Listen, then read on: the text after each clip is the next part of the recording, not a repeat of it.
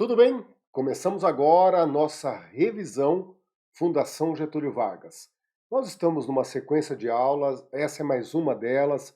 Se você não viu as anteriores, procure pelas aulas na playlist Concurso da Câmara dos Deputados. Ali você encontra aulas de revisões da Getúlio Vargas, aulas que nós já trabalhamos vários outros temas.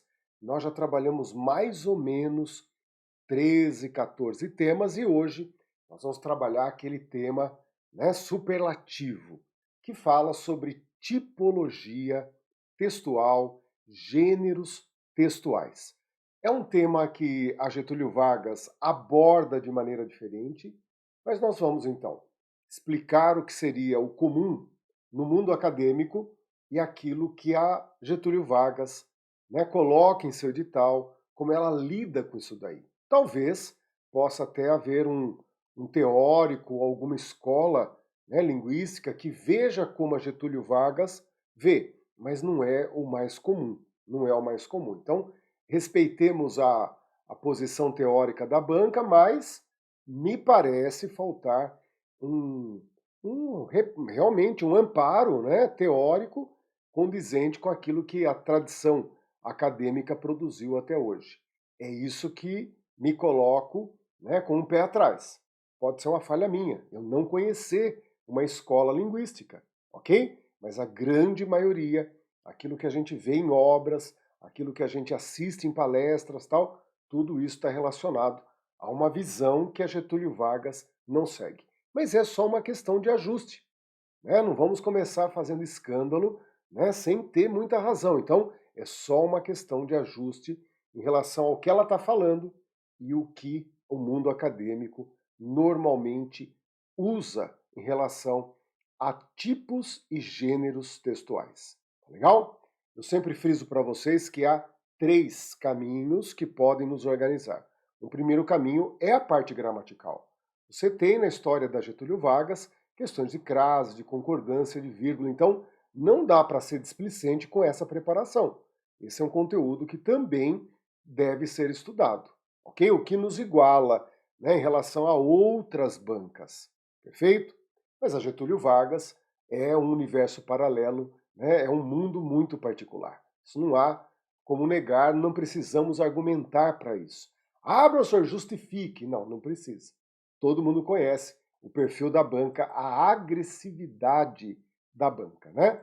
Então é muito importante entendermos essa visão de mundo que diz, professor, como que a banca trabalha? E aí você deve ter duas perspectivas também.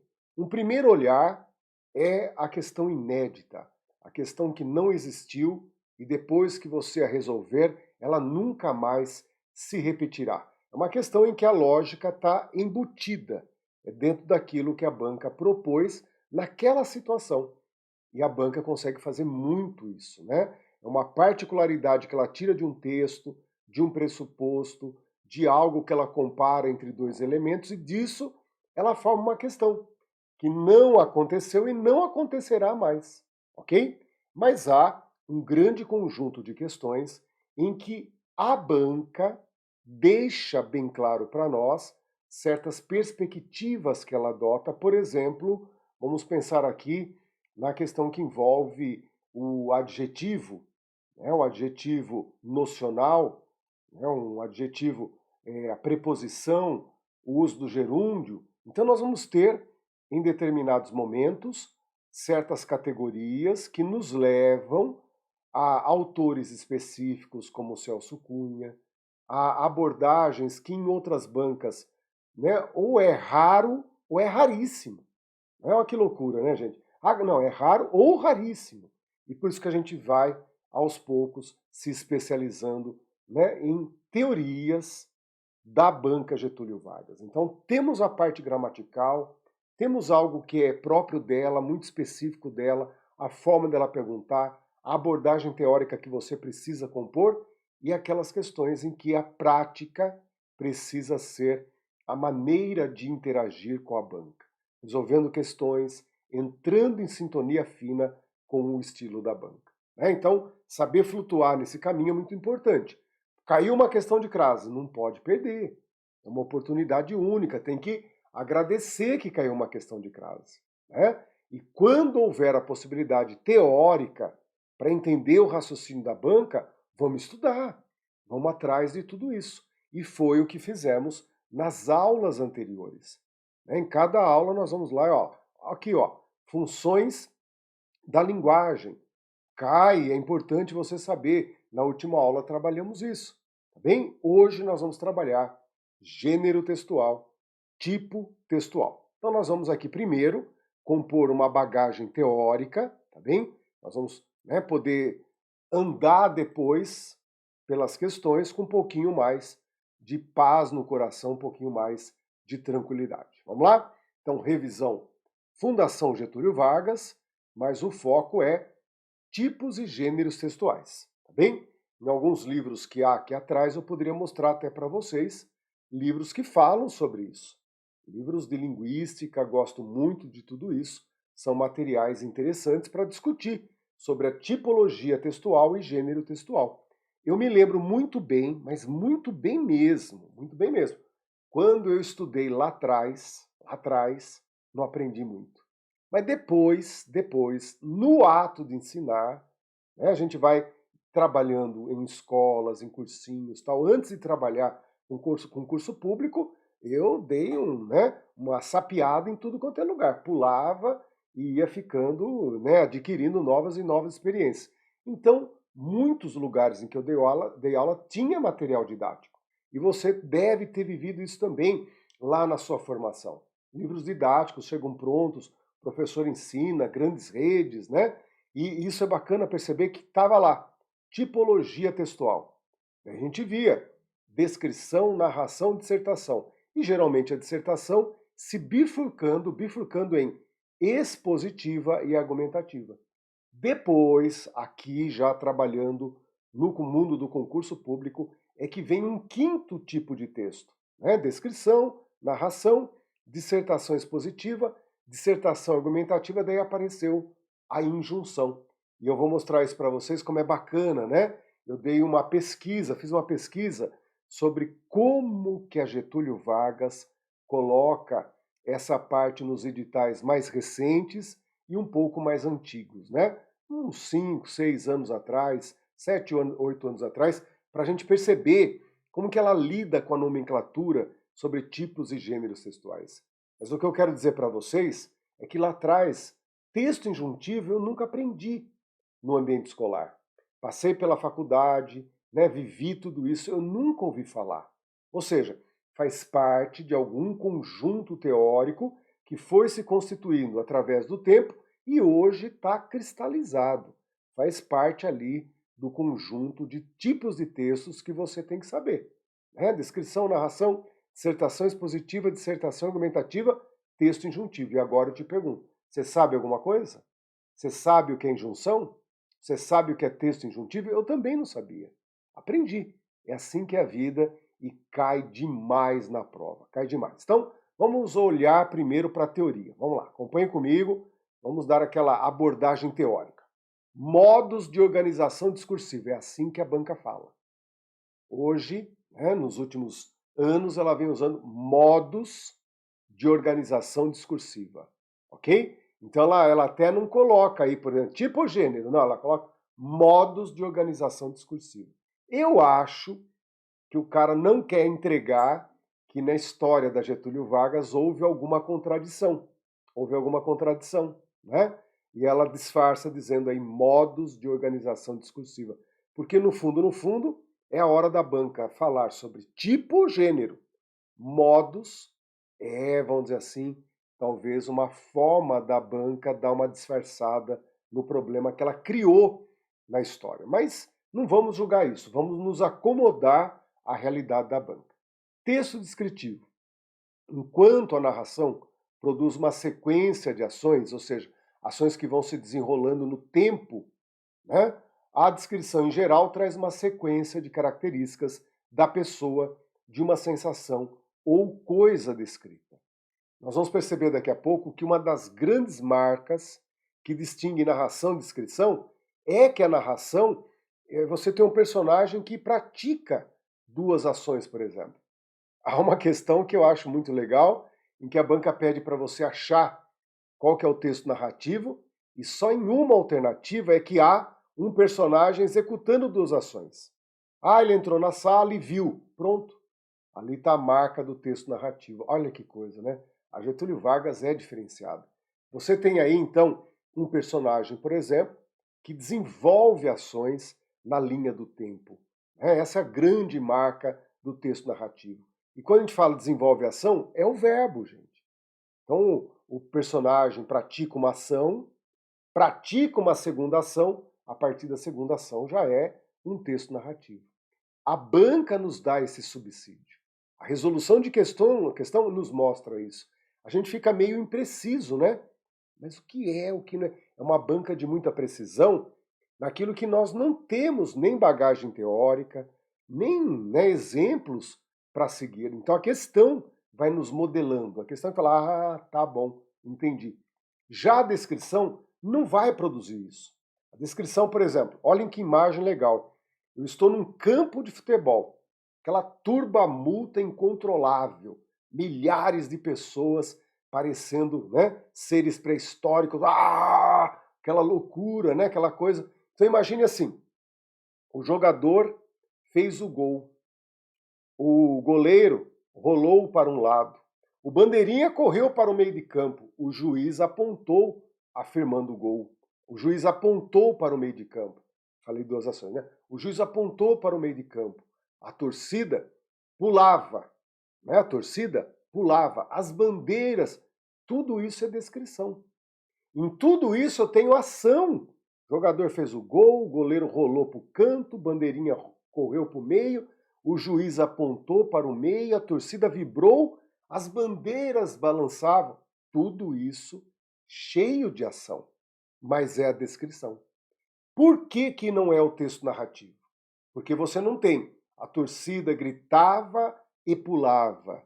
O jogador chutou e fez o gol, né? O goleiro saltou e não alcançou. Sacaram? Você não tem o mesmo personagem executando uma sequência de ações. Ah, professor, que loucura, né? Esse é um exemplo de como a banca poderia nos enganar. Eu descrevi uma cena como se fosse uma fotografia congelada.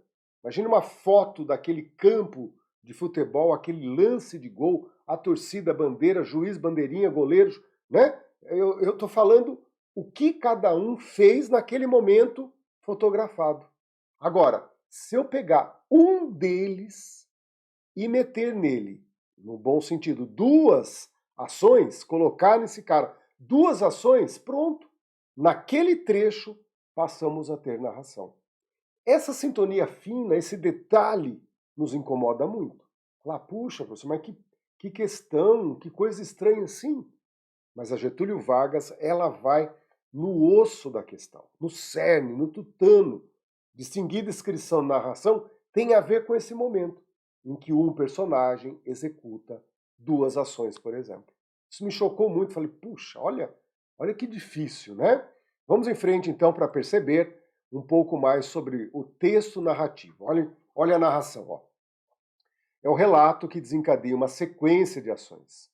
O duro que falar em sequência de ações, há uma visão múltipla, né? E eu digo aí, ó, fez duas ações já é narração, tá?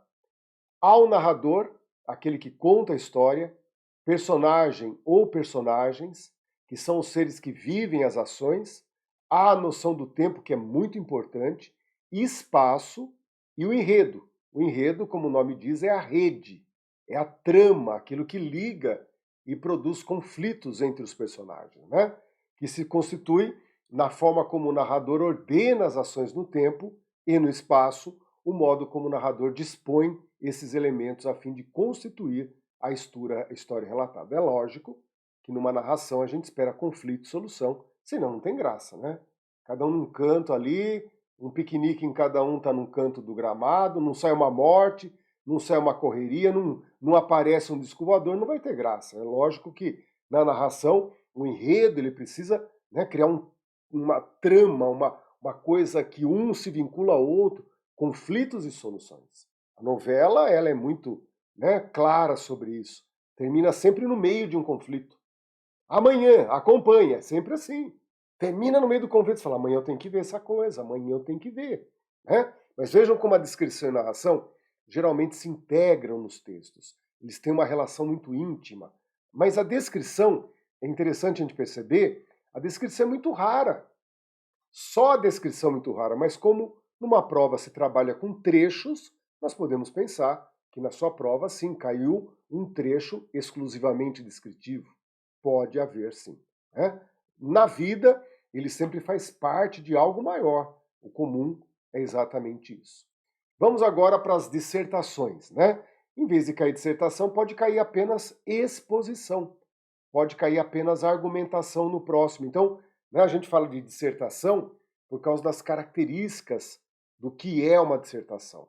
E a distinção entre expositiva e argumentativa é o elemento válido, é aquilo que você precisa realmente efetivar. Né? A dissertação expositiva. Eu não sei se a tua experiência permite essa abordagem. Né? Eu, por exemplo, trabalhei longos anos na minha vida corrigindo dissertações de quem ia prestar a prova para delegado, para promotor, para juiz. Tá bem? Uma das grandes atividades que eu fiz a vida inteira, muito trabalhoso, às vezes trabalhando com peças processuais, sentença trabalhista, por exemplo, para quem vai prestar magistratura do trabalho, eram, né, sentenças infinitas, aquele monte de folha tal, faz parte da vida. Né? Uma das formas de se alcançar a liberdade é fazer aquilo que você não gosta. Porque o dia que você consegue ultrapassar e fazer aquilo que você não gosta, aí você destrava, você supera, você alcança a essencial liberdade. Né? Fazer o que gostamos, aí não tem graça. Aí não é liberdade. A liberdade é superar aquilo que não gostamos. Né? E o trabalho, não tenho dúvida, é o maior teste sobre isso.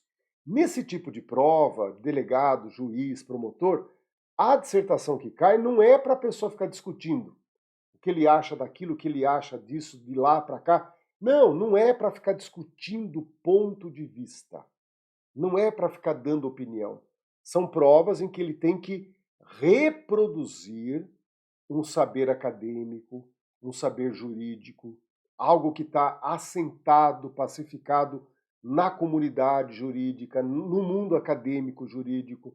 Né? E aí você tem uma vasta produção literária sobre cada um dos eventos que existem no mundo jurídico. Toda aquela separação jurídica que existe, né? Direito não sei do que, direito não sei do que. E em cada um desses pedacinhos, uma vasta produção discutindo o que existe, discutindo o que vai existir. É um mundo realmente muito vívido. A gente pode criticar de várias maneiras o mundo jurídico, mas é potente, vibrante. Né? É algo que tem, no século XX e XXI, uma explosão.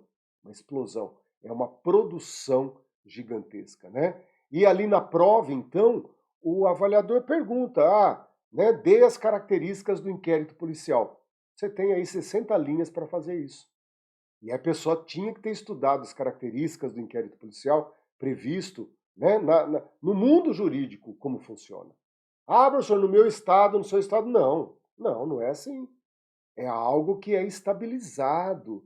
Então você tem que ir lá e reproduzir, esse reproduzir entre aspas, né? Você tem que ir lá e criar um texto que vá dando todas as informações sobre os procedimentos, como funciona o inquérito policial. E aí cai sobre os mais variados temas. Nesse momento fica bem característico o que é uma dissertação expositiva. A dissertação expositiva, então, não é aquela que quer defender um ponto de vista, não é aquela que quer argumentar sobre tal assunto. A dissertação expositiva, ela é essencialmente informativa. Você leva a quem não sabe uma informação sobre o mundo acadêmico, sobre um saber do mundo, sobre uma experiência. Isso é a dissertação expositiva. Então ela debate ideias, né, traz ao texto um conjunto de informações, mas a grande finalidade é informativa. Informativa. Então, vamos ler juntos. Acompanhe comigo. Ó. Suas características centram-se na exposição de um tema. Na sua explicação, visa se informar o leitor. É, em geral, a exposição organizada de um saber já estabelecido. Não se quer debater, polemizar, mas sim levar o leitor a conhecer um tema. é essencialmente informativa. E é óbvio que a expositiva fica muito evidente quando ela se opõe à dissertação argumentativa, né? Ela é organizada, a discussão organizada de um problema. Então não existe dissertação argumentativa sem problemas, porque ela discute algo. E a ideia de discutir é que há mais de uma visão sobre o mesmo fato. Então, esse ponto de vista divergente nos leva ao ato da argumentação, né? E num mundo democrático, a argumentação ela é essencial, né? Você deixa de ter a violência, deixa de ter a arma como força para ter as ideias, a exposição dessas ideias, a força, né, das palavras como elementos que constroem uma nação e não a violência, não a arma, né? Então, por isso que a gente tem essa visão de parlamento, essa visão, né, da Grécia, como a ideia da república. Então, nós temos muito na argumentação a visão de sociedade, de cidadania, né? Tem que existir a divergência de pontos de vistas dos mais variados, não há nenhum problema sobre isso. Os pontos de vista têm que ter complexidade, rivalidade, adversidade, isso não é problema, né? O unívoco seria, todo mundo ser da mesma cor seria. O fato, então, é que nós temos divergências e o debate, a exposição de argumentos para defender pontos de vista, isso sim é o ponto alto da democracia, né? A liberdade de você colocar o seu pensamento sobre determinado fato. É óbvio, então, que a dissertação argumentativa ela se organiza tendo em vista um ponto de vista, uma tese, né? E os argumentos que vão justificar, os argumentos que vão dar sustentação a esse ponto de vista, ok? E por fim, é óbvio, você não pode deixar de conhecer a famosa injunção, a mais nova integrante, né, dentro dos modos de organização discursiva como a Getúlio Vargas nos traz. O texto injuntivo traz informações de como executar algo, instrui, ensina a proceder, aconselha determinada atitude, né? Deixa eu aproveitar para arrumar aqui. Determinada atitude, como em uma receita de bolo, um manual de instruções, regulamentos, leis, editais. Tá bem? É muito comum o uso da ordem como modo imperativo. Então, a hora que a gente aprende o que é o texto injuntivo e toma como exemplo uma receita de bolo, dá vontade de chorar, né? Mas a injunção traz essa perspectiva de ensinar a proceder, ensinar a fazer. Então está relacionada a comportamentos, a aconselhamentos, tá legal? Então por isso que o manual de instrução nos cai muito bem como os 10 mandamentos, né? Os 10 mandamentos, honrar pai e mãe, não ficar olhando para as pessoas com desejos, né, ludibrióticos. Então é aquela coisa assim que você conhece muito bem. Até havia aquela noção, né, de por que o 7 vinha com aquele corte no meio, né? Porque lá no Antigo Testamento, né, se questionou sobre os mandamentos, né? Tudo bem, e lá no fundo começaram a falar: tira o 7, corta o 7, e o Moisés entendeu que era para cortar o 7, para não confundir né, o primeiro com o número 7, o número 1 com o número 7. Mas quando, né, os fiéis diziam: tira o 7, corta o 7, era para tirar o famoso, né, que diz o mandamento sétimo, que diz não desejar a mulher alheia, não desejar a mulher do próximo. Risco 7, risco 7. Ele entendeu que era para pôr aquele risquinho. Não era, né? Era para tirar o sétimo mandamento. Temos apenas 9 mandamentos, né? Então aquele 7 riscadinho no meio vem de lá do Velho Testamento. Então vejam que o Velho Testamento, nesse momento em que nós temos os mandamentos bíblicos, é uma injunção, aconselhamento de como você agir, né? Então vejam que o texto injuntivo é um texto assim, ele é meio permeável, né? Ele não é muito claro como a descrição é, como uma narração é. Então nós temos um campo, eu diria para vocês, tenha um pouquinho mais de cuidado. o mundo das dissertações, às vezes, né, você tem uma organização que vai um pouquinho mais para cá, um pouquinho mais para lá. Na injunção também, cuidado, que a banca vai se sentindo mais confortável e ela vai expandindo exemplos do texto injuntivo, tá legal? Mas sempre entendendo que, quando falamos, como a banca diz, modo de organização discursiva, é como o texto se organiza. Então a descrição tem uma organização, a narração tem uma organização, o texto argumentativo tem outro, e aí é bacana perceber que dentro de um texto você pode ter mais de um modo de organização, tá bem? Predominantemente terá um, mas pode haver dentro de uma dissertação uma descrição, pode haver dentro de uma dissertação uma narração sem problema nenhum, tá bem? Então tem que entender que aquilo que a gente chama de modo de organização discursiva pode aparecer mais de um modo dentro de um texto. Por isso que a banca sempre, né, vai lá e recorta, ó, esse trecho, esse trecho, esse trecho, ok? Porque é importante entender que nós podemos ter, né, não a ilusão de que um texto é limpidamente um modo apenas. Entenda que pode haver mais de um modo dentro de um texto, tá bom? E aí entramos naquilo que a banca nos apresenta na sua história, tá bem? Ela normalmente traz esse daí, ó, elementos de construção do texto e seu sentido, gênero do texto, literário e não literário, narrativo, descritivo e argumentativo. Vejam que nessa época aí, né, nesse edital pelo menos, nem o texto injuntivo aparece. O texto injuntivo aí não estava, né? E aquilo que o mundo acadêmico chama de tipologia textual, texto narrativo, texto, ela chama de gênero textual, ok? Na sua prova chama modos de organização discursiva. Então a gente percebe que, né, não há uma coerência com aquilo que a gente chama de linguística de texto. Não conheço a recomendação, né, teórica, acadêmica que a banca segue. Eu poderia falar, mas tem uma escola russa, sei lá, uma escola francesa, que segue do jeito que ela segue. É ignorância minha, às vezes. Por isso que a gente não vai ficar aqui brigando sobre isso.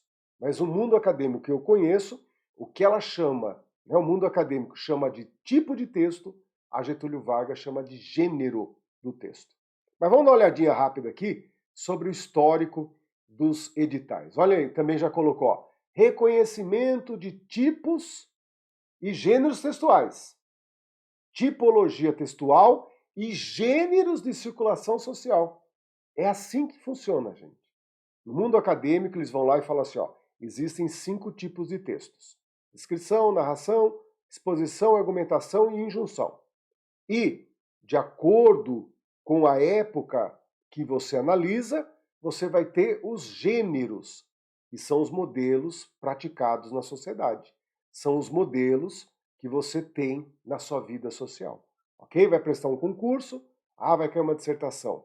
Essa dissertação é expositiva ou argumentativa? São os modelos. Se você tivesse nascido lá na época da Idade Média, por exemplo, né? Nasceu lá na Idade Média, você teria, né, uma lira tal, e cantava um modelo que circulava na época. Cantiga de escárnio, olha que delícia, né? Cantiga de maldizer. Era sensacional, gente. Você ia para as bodegas, os botecos na época, né? Talvez, né, boteco de pouco ambiente familiar, as bodegas da época, e lá eles cantavam, né, contra reis, contra prefeitos, contra pessoas famosas, né? Cantiga de maldizer, de escárnio, ou apaixonadamente, né? Cantiga de amigo, cantiga de amor. Isso é muito bacana. Hoje nós não fazemos mais. Nós não fazemos mais.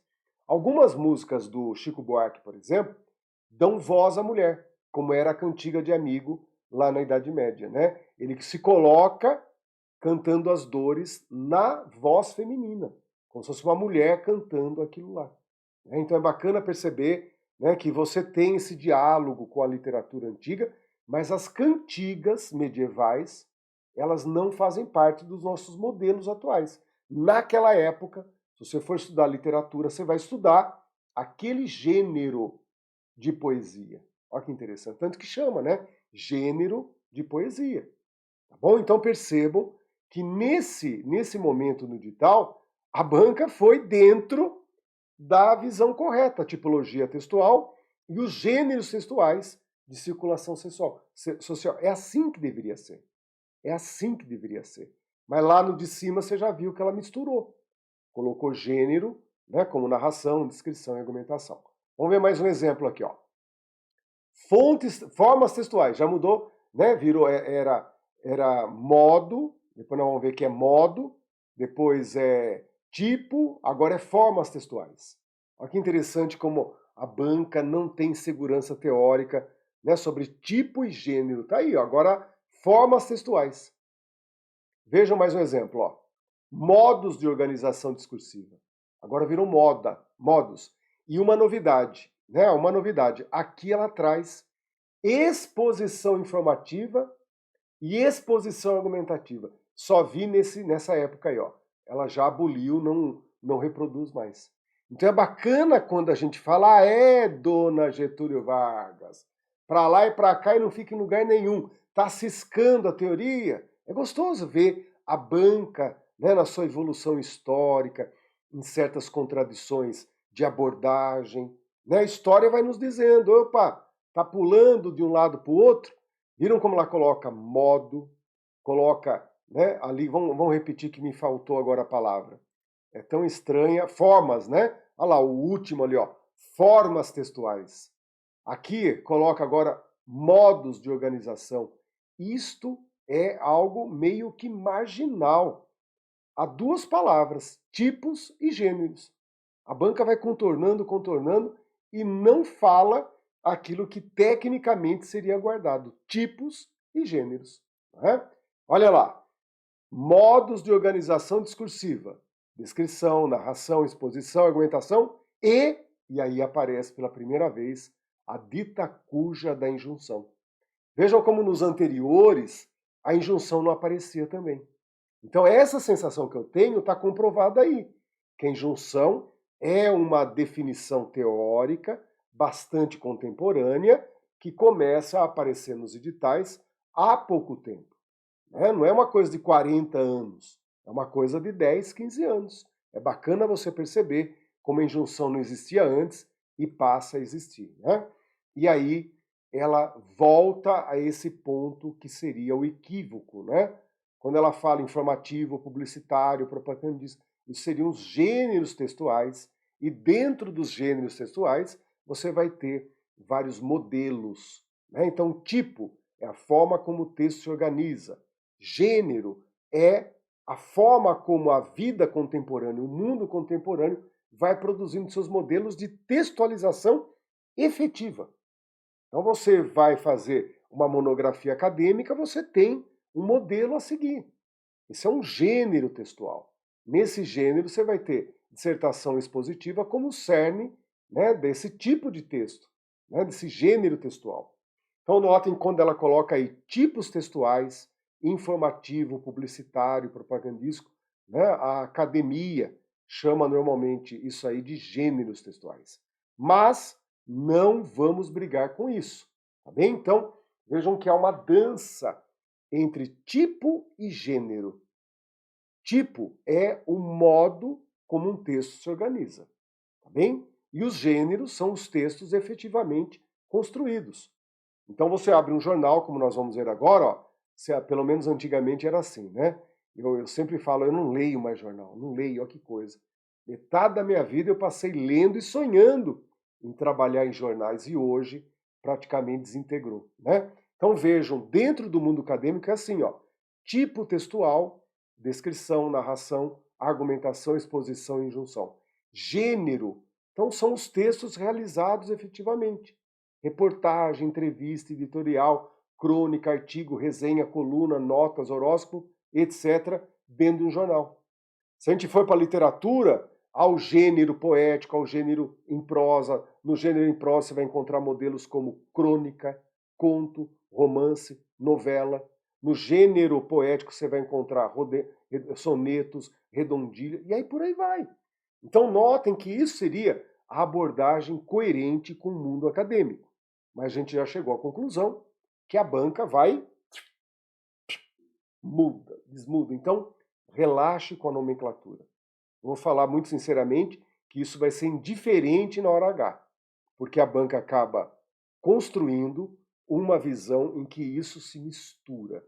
E talvez esse modo de organização discursiva seja uma maneira neutra para entendermos, né, a descrição, narração, exposição, argumentação e injunção. É o modo como o texto se organiza.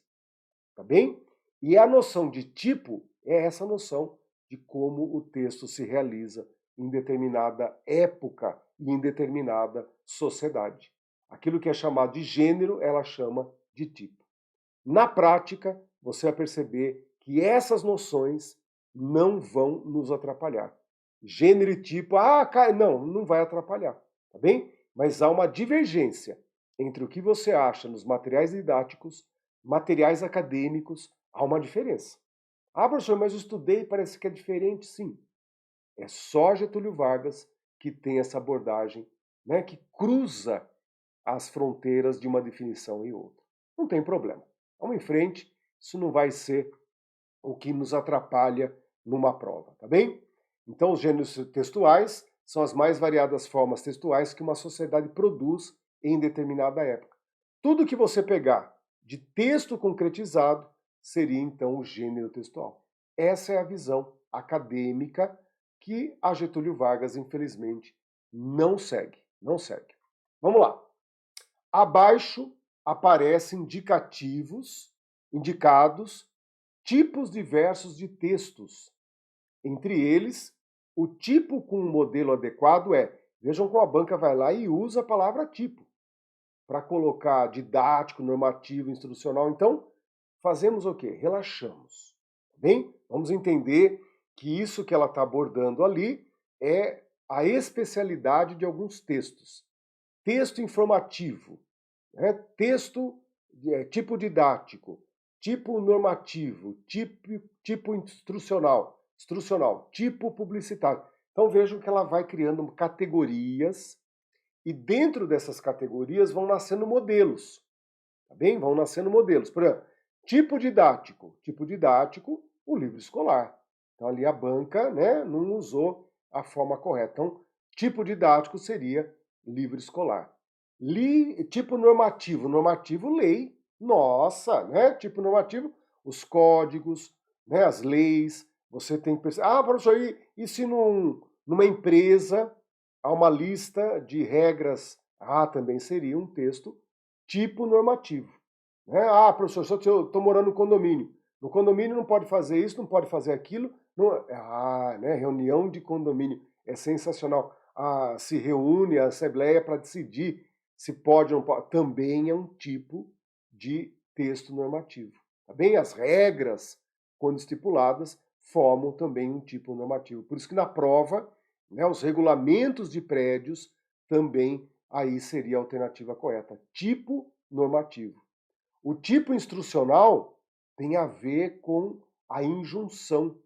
Então, uma receita de bolo, né, um manual de um eletrodoméstico e não orações religiosas, né? Não é instrucional. Já um tipo publicitário, é bacana, a gente daqui a pouco nós vamos fazer essa distinção entre publicitário e propagandístico. Há uma diferença fundamental que você deve fazer.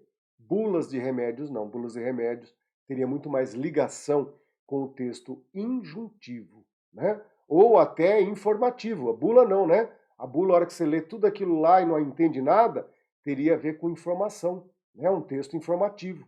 Bulas de remédios, tá bom? Vejam que as bulas de remédio informam de maneira extremamente objetiva o que faz e o que pode fazer aquela coisinha que você está usando ali. É uma loucura. Então, bulas de remédio, me desculpe, aqui eu fiz uma rápida confusão com bolo, receita de bolo. Bulas de remédio tem a ver com texto informativo. Lá na letra A, tipo informativo. Aí sim estaria correto. Então, número 1, a letra C é a alternativa correta. Tá bem? E já que falou em tipo publicitário, vamos aproveitar para fazer essa distinção. É muito legal, gente. O texto publicitário. A principal finalidade é anunciar algo com o intuito de venda. Há, portanto, interesse comercial, tá bem? Publicidade, publicitário, lembre disso, interesse comercial. Usa-se linguagem bastante criativa e persuasiva, pois o objetivo é levar o leitor à ação de gastar, de comprar, de usar e assim por diante. Já o propagandístico, nós que vivemos, infelizmente, a pandemia há pouco tempo, nossa, havia muito texto propagandístico. Você pode fazer, você não pode fazer, você tem que fazer, você não tem que fazer, não saia, né? Não entre, tá com sintoma, faça isso. O texto propagandístico foi muito eficaz, né, diante do que nós tivemos. Então, não há o intuito comercial, não há essa coisa da venda, né, que há no publicitário. Então vamos ler juntos ali, ó. Texto que se organiza com a finalidade de divulgar ideias, orientar campanhas. Exemplos: divulgação das datas de vacinação, campanhas para inscrição no Exército, campanha de doação de sangue, orientação como evitar dengue e assim por diante. Tá bem? Então marque com clareza a distinção entre texto publicitário e texto propagandístico. Isso, né, tem uma proximidade perigosa. Publicidade tem a finalidade comercial. A propaganda não. A propaganda não. Ok? Os diversos textos, gêneros textuais, destacam uma qualificação predominante para cada enunciador. Em um texto informativo, por exemplo, o enunciador tem como marca específica, então, texto informativo. Texto informativo, né? Na última aula nós até trabalhamos as funções da linguagem e temos a função referencial, em que predomina, né, o conteúdo, a informação a ser transmitida. E a objetividade é muito grande. Você pega, por exemplo, um texto que explique, né, o que é a Covid na época em que nós não sabíamos, como surgiu, como se pesquisou, como se chegou à vacina. Um texto informativo é um texto, né, que procura informar, trazer conhecimento a quem não a tinha. Né? Quem não tem a informação, o texto informativo traz essa informação. Então vejam que o enunciador desse texto informativo, o que ele tem que ter? O interesse de convencimento? Negativo. Isso é lá da argumentação. A condição de prever conhecimentos futuros? Isso aí é um texto adivinhatório, como horóscopo. Né? Não tem nada a ver. Domínio de um conhecimento? Aí sim. Como que você vai falar sobre um saber técnico se você não domina? Então notem que a letra C, não há dúvida, plenamente correta. Né? O objetivo de ensinar procedimentos, isso aí já é algo relacionado, por exemplo, ao texto injuntivo. Né? Letra E, a necessidade de expressão de uma emoção? Não, não. Isso aí pode ser, por exemplo, um texto poético ou um texto emotivo, né? Usando a função emotiva, não é aí a característica do texto informativo. Ele não quer, ao contrário, ele é um texto geralmente muito gelado, né? Um texto que tem a objetividade, a clareza, a retidão, falar o que tem que falar, sem demais, sem delongas. Então, letra C é a nossa alternativa correta. Letra C, alternativa correta. Só que antes, observe o que é o texto informativo, né? Privilegia-se, é claro, a informação. Evita-se a linguagem figurada. Subjetividades, opiniões, o que nos remete, por exemplo, àquele afetivo, né? Então a linguagem afetiva tal vai ter essas características. Subjetividades, opiniões, o que não está nas características de um texto informativo. Então prevalece a objetividade, prevalece a clareza, tá bem? Então é bacana porque a letra C fica aí muito transparente, fica muito visível a sua correção. Né? Número 3.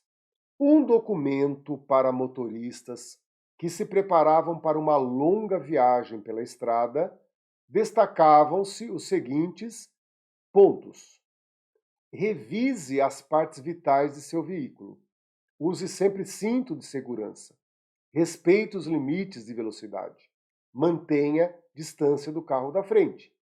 Esse tipo de texto se enquadra entre os textos. Então, olhem que bacana agora como fica na categoria dos tipos de texto. Olha como essa questão respeita aquilo que eu abordei com vocês, que é a perspectiva acadêmica. Então você pega um material didático, pega um livro, pega um texto técnico, vai ser assim. Tipo de texto é injunção, argumentação, exposição, descrição e narração. Eis aí, gente, o tal do texto injuntivo. A letra A é a alternativa correta.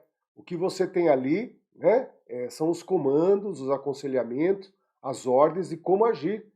Essa sequência textual ensina como você deve fazer, né, em determinada situação. Tá bem? Então não deixem de perceber o texto injuntivo na prova, como que ele cai, como que a banca aborda. Você tem que entrar em sintonia fina com a banca. A banca é diferente, ela tem a sua forma própria de criar tudo isso. Então, a resolução de questões é mais produtora de intimidade do que qualquer teoria. Né? Aprendeu, entendeu? Legal, mas agora, esse cultuar a questão, falando assim, o que a banca está querendo dizer? Ah, é assim que é o texto injuntivo? Estudar a questão vai efetivar essa sintonia fina, esse refinamento na aprendizagem. Às vezes a teoria dá uma perspectiva que a prática exigirá uma ampliação, exigirá uma destreza que na teoria não há, não comporta. Então faça muitas questões. Isso é muito, muito importante. Número 4. Dvorak aproximou-se da entrada da caverna e procurou, ó, vejam como há já duas ações, ó. Aproximou-se na entrada da caverna, procurou observar o seu interior. Tá bem? Isso já me dá certeza que é uma narração. Um personagem pratica uma ação, pratica uma segunda ação, ok? Daí começa, ó. Havia alguns restos de fogueiras e ossos de animais espalhados. Nas paredes, vejam a característica descritiva que começa aí, ó. Nas paredes, alguns desenhos ininteligíveis em cores pálidas. O texto mostrava alguns buracos por onde penetrava a luz do sol. Sacaram que então, ali das fogueiras até o sol, olha a sequência descritiva. Você não tem mais o personagem andando, fazendo, né? Ele está olhando e descrevendo. Então começou narrando, daí mudou para o tipo de texto descritivo. Vamos ver agora. Ó. Dvorak aprofundou-se na gruta e notou que ela era muito mais funda do que aparentava. Certamente, o grupo que conduzia poderia proteger-se ali, já que havia uma só entrada e algumas saídas poderiam ser arranjadas. Sobre os diferentes gêneros textuais presentes nesse segmento, é correto afirmar que: letra A. Os segmentos do texto mostram estruturação narrativa com sua básica evolução cronológica. Essa letra A, gente, é uma isca potente, é uma isca perigosa, porque há ali um texto narrativo. Há ali um texto narrativo, um personagem que está analisando determinado lugar, está com uma turma para alojar essa turma. Então você vê uma sequência de ações. Ele foi até ali, viu como que estava, pensou. Então você tem sim um texto narrativo. Imagine na correria de uma prova, imagine você já atrasado, olhou a letra A, estruturação narrativa, dá vontade de abraçar. Mas aí que você não pode perder de vista o universo vivido, que é o de concurso público. Vamos à letra B. O texto é integralmente descritivo. Mentira. Errado. Letra C. O texto, após o início narrativo, desvia para a estruturação descritiva, terminando com uma reflexão do personagem. Então, a hora que você compara a A com a C, você fala, A está correto, professor. A C, então a C está muito mais. Se a gente tem uma escala de correção, a A é 70%, a letra C 100%. Se a C não existisse, a A venceria, porque é como se o texto se estruturasse embasada numa narração. E há um trecho descritivo, mas a base que sustenta tudo é uma narração. Mas a letra C não, a letra C vai em cada pedaço do texto e caracteriza com toda a precisão que há na face da Terra. Não há dúvida que a letra C, em comparação com a letra A, é muito mais correta. Olha que loucura, né, gente? Ser mais correta. Então, às vezes na prova, a ideia de objetividade se define no detalhe, na calma de observar alternativas em contraste. A letra D. O texto de caráter expositivo, não, né? E também não é argumentativo. Então nós temos aí a letra C como alternativa correta. Bacana, né? Deu perceber bem como a banca montou a pegadinha na letra A e investiu na letra C, os detalhes com o máximo de precisão. Número 4, letra C. Uma sensação única na boca. Uma terna tentação, uma carícia para os sentidos. Aqui você encontrará as receitas do chocolate Milka que farão você fundir-se na cremosidade. Esse texto, publicado em algumas revistas, pode ser enquadrado como texto. Calma lá, gente. Isso aí é uma publicidade ou é uma propaganda? Então, se você não parar para pensar, esses dois termos vão se enrolar nos teus neurônios aí e vão ficar vizinhos. Vizinhos que se encontram. Vizinhos que já estão não mais vizinhos, mas estão vivendo juntos. Não deixe essas duas criaturas ficarem pertas, né? Ficarem perto. Notem que, então, nós temos aí a palavra propaganda, que vem com o intuito de comunicar, né, de levar informação, e temos a publicidade, que tem a finalidade comercial. Cuidado, porque, olhe lá, o texto é informativo porque pretende dar conhecimento ao leitor de um produto? Não é informativo. Se fosse informativo, ele diria: tem muita gordura trans, tem sódio suficiente para a alimentação de um dia. Se ele fosse falar da forma como deveria, aí seria informativo, né? Imagine pegar essas comidas industrializadas e o cara começar a fazer uma propaganda informativa. Não venderia mais nada. Não venderia mais nada, né? Imagine um texto informativo sobre salsicha. Já pensou que bacana? Ele é um texto didático, porque procura mostrar passo a passo as qualidades de um produto, de maneira nenhuma. Publicitário, opa, porque exalta as qualidades de um produto a fim de atrair o leitor. Literário, porque apresenta uma realidade de forma poética, afetiva. Até tem uma cremosidade ali e tal, mas não está no alvo. Ou melhor, não está na mosca. Está perto ali, né? Atinge de maneira bem fora do centro, atinge o alvo, mas não é a mosca, o centro, né? Propagandístico, porque mostra um pensamento positivo, de caráter geral, que aconselha o consumo de chocolate. E aí fica bem visível a diferença entre publicitário e propagandístico, né? Esse é um texto 100% publicitário. Bacana você ir alimentando isso, por quê, gente? Se eu nunca vi isso na vida, às vezes eu não tenho a evidência do que a banca considera por texto publicitário, por texto propagandístico.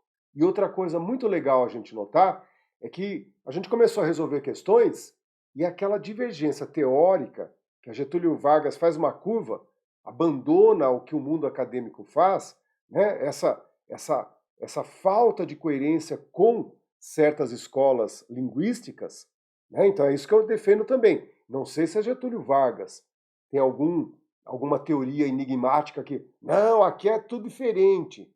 Né? Às vezes tem alguma tendência que leia de forma diferente, trocando as terminologias. Show de bola, não tem problema. Mas estão notando que a gente pegou embalo aqui e não deu nenhum problema. E isso também vai ocorrer na prova. Há alguns detalhes que você tem que estar ligado, né? Publicitário, propagandístico, dissertação expositiva, dissertação argumentativa, o texto injuntivo, que vai ganhando volume nas provas, sendo apresentados ali de uma forma que talvez você nunca tenha visto. E isso é legal. Estude a teoria, mas resolva muitas e muitas questões de prova. O candidato, enquanto não resolve questão, ele não é candidato. Ele é só estudante, só estudante. Para além das mudanças na rotulagem, o Brasil pode seguir o exemplo do Chile, que, junto às regras, implementou políticas públicas de alimentação saudável. Na prova você teve acesso ao texto, eu não trouxe porque não havia necessidade. Aqui nós temos. Embora o texto seja predominantemente argumentativo, seus últimos 2 parágrafos, que é o que acabamos de ler, colocam em relevo outro tipo textual. Na passagem acima, retirada do último parágrafo do texto, o tipo textual predominante é. Olha que loucura, hein, gente? Então vamos pensar assim, ó. Dentro daquilo que é a teoria, só o diálogo é que está fora. O diálogo seria um dos gêneros, né? Um dos gêneros. Alguns teóricos, olha que legal, né? Alguns teóricos já estão trazendo o diálogo para ser tipo de texto, tá bem? Mas estão notando como é tudo da academia? A academia ensaia muito até que as coisas se pacifiquem. A gente fica aqui embaixo, e aí? E agora? Né? A gente fica tentando coletar essa dança que existe lá em cima. Hora vai para cá, hora vai lá. Então, tirando o diálogo, que é até muito óbvio, né? Numa narração você tem um texto dialógico, aquele que traz os personagens conversando. Não é complexo entender isso. Né? Numa reportagem vai haver o diálogo. Então a gente tem essa noção, tá bem? Agora percebam, é um texto descritivo? Totalmente fora. É um texto narrativo? Tem um personagem que executa as ações, desenvolvendo no tempo? Não, não tem. Então percebam que a gente fica entre o texto expositivo com caráter informativo e a injunção. Se houvesse argumentação no meio do caminho aí, embolaria um pouquinho. Haveria uma confusão, uma margem à dúvida muito maior. Mas vejam como há um aconselhamento. Ó. Para além das mudanças na rotulagem, o Brasil pode seguir o exemplo do Chile. Olha como é uma coisa, né, de aconselhamento. Você pode fazer isso, né, filho? Ó, melhora lá, você pode. Pode seguir o exemplo do Chile, que, junto às regras, implementou políticas públicas de alimentação saudável. É nessa hora que você não tem a injunção ensinando a fazer algo propriamente dito, mas ela está naquele momento prévio do aconselhamento. Quer tirar nota melhor? Tenta estudar um pouco mais, filho. Sai do celular, né? Não é assim que as nossas tias diziam, nossos avós diziam, né? Para de ficar jogando bola, para, vai estudar, né? Então, nesse exato momento, esse é uma classificação que se aproxima da injunção. Então, número 6, a injunção é a alternativa correta. E é isso que eu falo para vocês, né? A banca vai criando confiança, vai trazendo aí, né, um repertório mais rico. E para poder acompanhar a banca não tem outro jeito. Precisamos resolver muitas, mas muitas questões de prova. Tá legal? Fechamos o encontro de hoje. O encontro de hoje segue trabalhando com a Getúlio Vargas. Na semana que entramos, teremos uma nova aula. Deixa eu ver aqui no meu cronograma na quinta-feira, né? Então você que está acompanhando essas aulas, nós vamos na quinta-feira ter o encontro falando da sequência que temos de estudos da Getúlio Vargas. Né? A Getúlio Vargas é uma banca infinita de conteúdos, de abordagens, de novidades, e é isso que nós temos que fazer. Nós não vamos ultrapassar a potência, a criatividade, os domínios da banca. Nós vamos acompanhando, um pouquinho atrás, um pouquinho do lado, nós vamos seguindo a banca naquilo que ela produz em suas provas. A história é a única coisa que nós temos para poder alimentar aquilo que você viverá. Então, viva a história da banca da maneira mais rica e profunda possível. Tenha uma bagagem teórica, mas tenha muita prática. A prática é que vai refletir essa teoria, reformulando, né, assimilando, tornando a sua relação com a banca uma sintonia diferente. Né? Você começa a entender o que a banca traz. Porém, é uma banca que a palavra novidade não é esporádica, é ato contínuo.